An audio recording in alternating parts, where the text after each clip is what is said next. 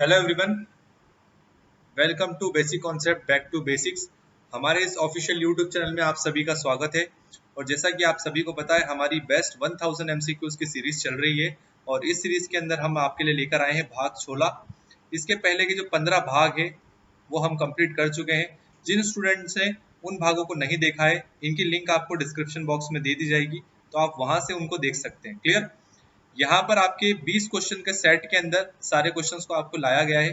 20-20 MCQs होंगे। ये आपका एक जो पावर पैक है, इसके अंदर से आपको टारगेट है कि आपको 20 में से पूरे 20 मार्क्स लेकर आना है।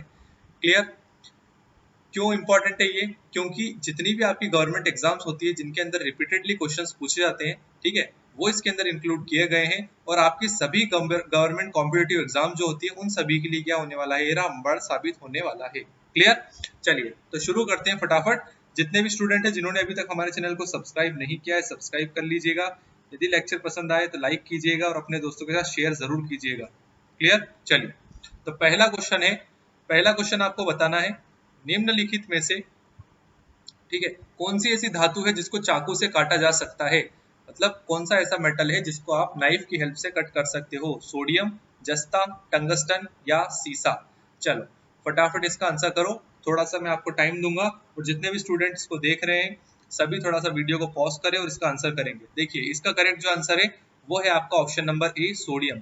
ठीक है, तो सोडियम जो है आपका वो क्या है? सॉफ्ट मेटल है। क्लियर। सॉफ्ट मेटल है जिनको हम चाकू की सहायता से भी काट सकते हैं। तो आपको याद रखना, सोडियम पोटेशियम जो है आपके सॉफ्ट मेटल के अंदर आते हैं, बाकी सभी क्या है आपके हार्ड मेटल।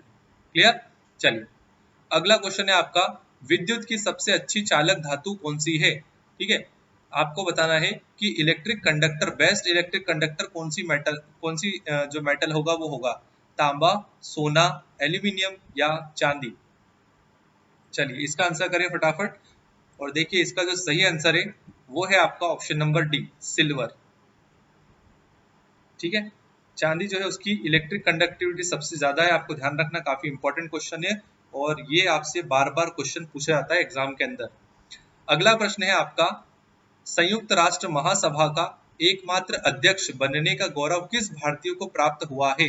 ठीक है, अध्यक्ष बनने का गौरव विजय लक्ष्मी पंडित, जवाहरलाल नेहरू, राजेश्वर दयाल या वीके कृष्ण मेनन? चलिए मोस्ट इंपॉर्टेंट क्वेश्चन है ये, जल्दी से इसका आंसर करो फटाफट।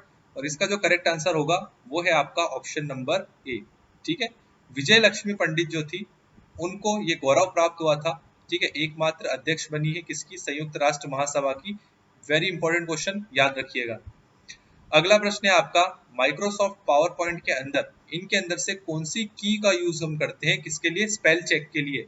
ठीक है, अगर आपको स्पेल चेक करना है, स्पेलिंग चेक करना है करेक्ट है या नहीं है, तो आप कौन सी शॉर्टकट की का प्रयोग करोगे?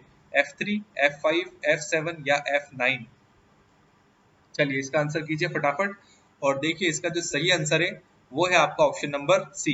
ठीक है, स्पेल चेक के लिए हम क्या प्रेस करते हैं? F7 को प्रेस करते हैं।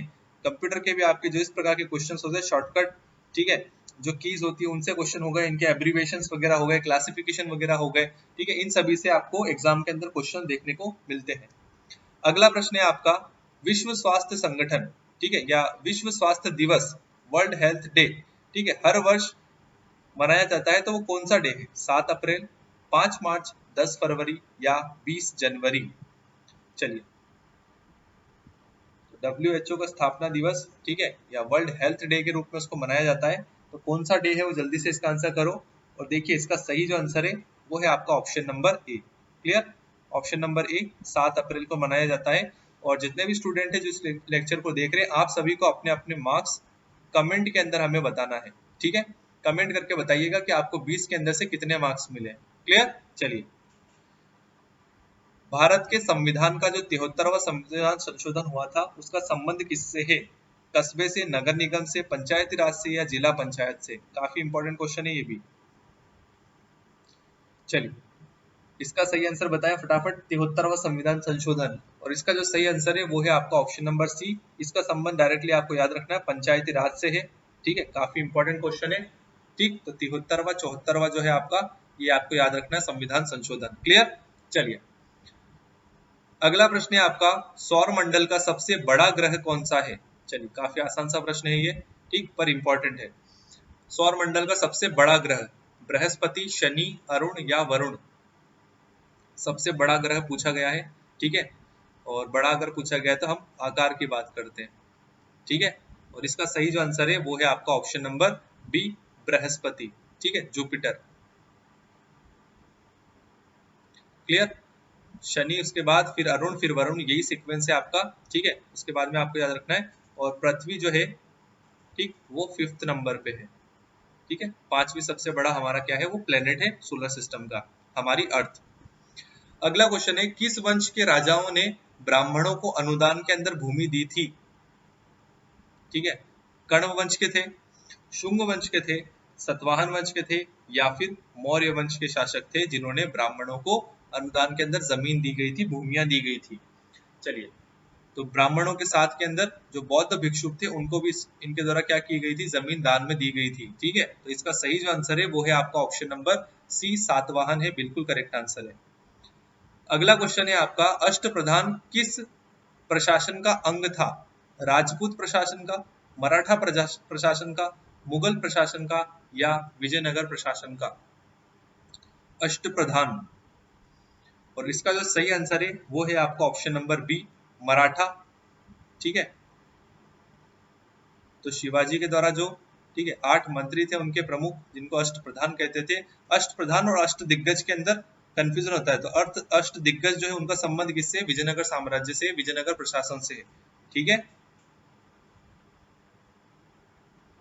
क्लियर? तो दोनों में कंफ्यूजन नहीं करना है आपको, अष्टप्रधान मराठा और विजयनगर साम्राज्य से अष्ट दिग्गज। आपको बताना है, पाल्क जलडमरू मध्य कहाँ स्थित है?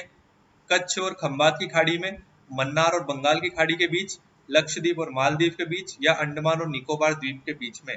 काफी इंपॉर्टेंट क्वेश्चन है ये भी। चलिए, इसका आंसर करो फटाफट।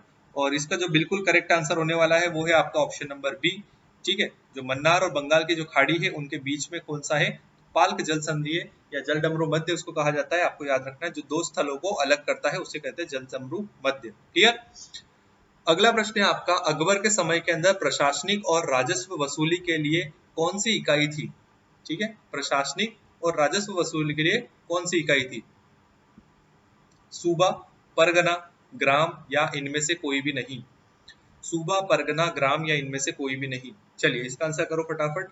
और इसका जो करेक्ट आंसर है वो है आपका ऑप्शन नंबर ए, बिल्कुल करेक्ट आंसर है, ठीक है। तो जो प्रशासन के अंदर इनके नाम रखे जाते थे आपको वो भी याद रखना है, ठीक है। तो अकबर के समय के अंदर जो प्रशासन था उसको सूबा कहा जाता था, ये आपको ध्यान रखना है। बुद्ध चरित्र की रचना किसके द्वारा की गई? इंपॉर्टेंट क्वेश्चन है। अश्वघोष, असंग, इंद्रसेन, या कल्हण? बुद्ध चरित्र की रचना किसने की है?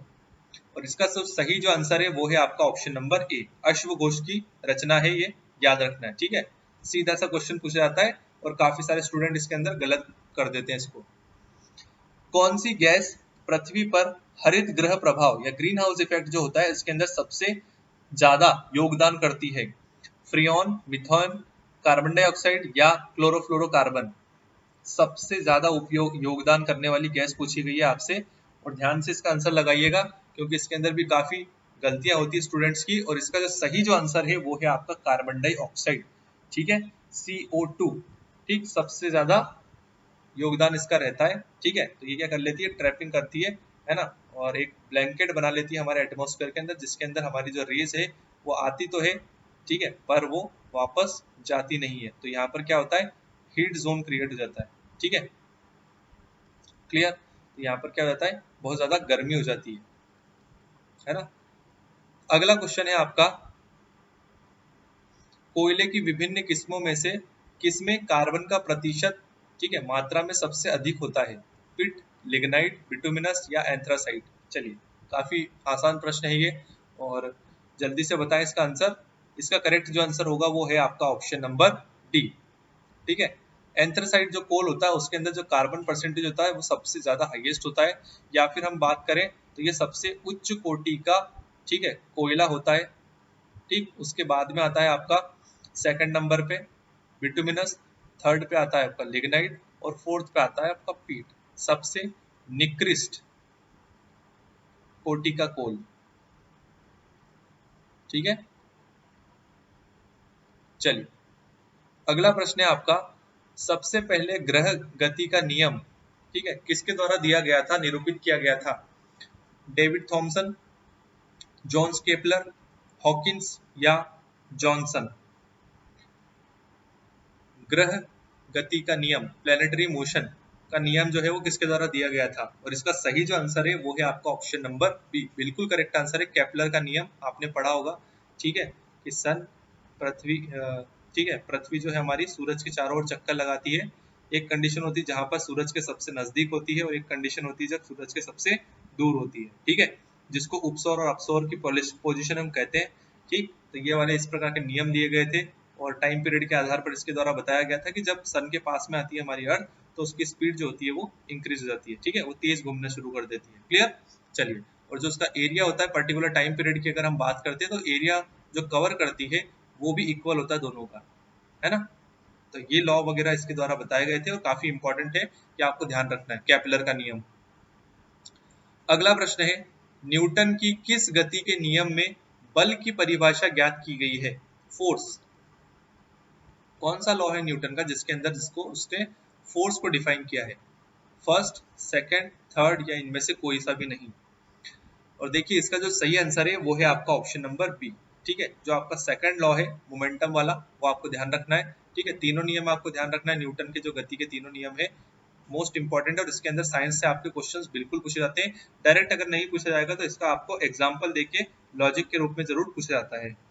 अगला प्रश्न है आपका, बल जो है वो गुणनफल है, ठीक है, जैसा कि पिछला क्वेश्चन रहा था उसी से सिमिलर क्वेश्चन है, आपको बताना है कि जो आपका फोर्स होता है, ठीक है, वो किस किस का मल्टीपल होता है?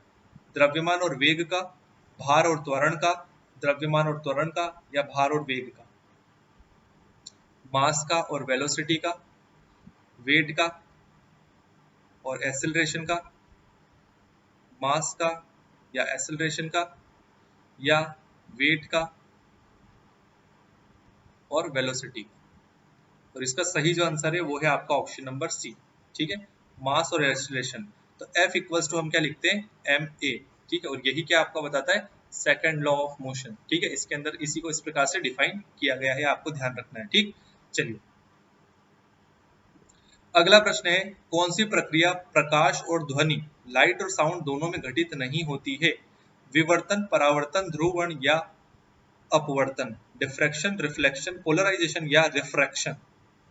चलिए इसका आंसर करें फटाफट और देखिए इसका सही जो आंसर है वो है आपका ऑप्शन नंबर सी, पोलराइजेशन जो होता है वो आपका दोनों के अंदर घटित नहीं होता है, ठीक है, ये सिर्फ लाइट के अंदर होता है, साउंड के अंदर नहीं होता है। अगला प्रश्न है, प्रतिध्वनि इको का कारण क्या है? ध्वनि का परावर्तन, रिफ्लेक्शन ऑफ साउंड, ध्वनि का अपवर्तन, रिफ्रैक्शन ऑफ साउंड, ध्वनि का अवशोषण, ठीक है, एब्जॉर्प्शन ऑफ साउंड या ध्वनि की चाल, स्पीड ऑफ साउंड? जो इको बनता है, प्रतिध्वनि होती है, उसके पीछे का लॉजिक क्या है? तो इसका सही जो आंसर है बिल्कुल सीधा सा, ठीक है, पर इंपॉर्टेंट प्रश्न है ये भी, ऑप्शन नंबर ए, रिफ्लेक्शन होता है कि जो ध्वनि है वो टकराकर वापस आती है उसको बोलते हैं हम इको, ठीक है। आपने देखा होगा पहाड़ी इलाकों वगैरह के अंदर हम जब चिल्लाते हैं तो आवाज टकरा कर आती है, या फिर एक खाली कमरा होगा जिसके अंदर कुछ भी नहीं होगा तो आप अगर बोलोगे तो आवाज गूंजती है। क्लियर, चलिए अगला क्वेश्चन है आपका, कॉपर में जंग लगता है तो उसका रंग कैसा हो जाता है? ठीक है, जो कॉपर के अंदर जंग लगता है या करोड़ होता है वो, तो उसका रंग किस प्रकार का होता है? काला, सफेद, भूरा या हरा? चलिए इसका आंसर करें फटाफट और इसका सही जो आंसर है वो है आपका ऑप्शन नंबर डी, ग्रीन होता है, हरा होता है, ठीक है। तो यदि आप हाथ के अंदर तांबे की अंगूठी, ठीक है, या कॉपर की अंगूठी या कोई कड़ा वगैरह यदि आप पहनते होंगे तो आप देखे होंगे कि आपके हाथ के आसपास के अंदर हरे हरे प्रकार का कलर का एक आवरण, ठीक है, हो जाता है। तो किसकी वजह से होता है? वो कॉपर का क्या है, जंग होता है, ठीक है। चलिए तो इस प्रकार से हमारा आज का सेगमेंट होता है कंप्लीट, ठीक। हमसे जुड़ने के लिए फेसबुक, इंस्टाग्राम और टेलीग्राम पे हमारे साथ जुड़े, इनकी लिंक्स आपको डिस्क्रिप्शन बॉक्स में दे दी जाएगी। क्लियर, यदि आपको हमारा सेगमेंट पसंद आता है तो लाइक कीजिएगा, शेयर कीजिएगा और सब्सक्राइब यदि आपने अभी तक नहीं किया है तो हमारे चैनल को सब्सक्राइब जरूर कर लेना। बेल आइकन को प्रेस करना बिल्कुल मत भूलना, तभी आपको हमारी क्लासेस के नोटिफिकेशन प्राप्त हो पाएंगे। क्लियर, और कमेंट करके जरूर बताइएगा कि आपको हमारा सेगमेंट कैसा लगा और अपने मार्क्स बिल्कुल कमेंट के अंदर लिखना ना भूलें। तो मिलते हैं फिर अगले सेगमेंट के अंदर। Thank you for watching everyone. जय हिंद।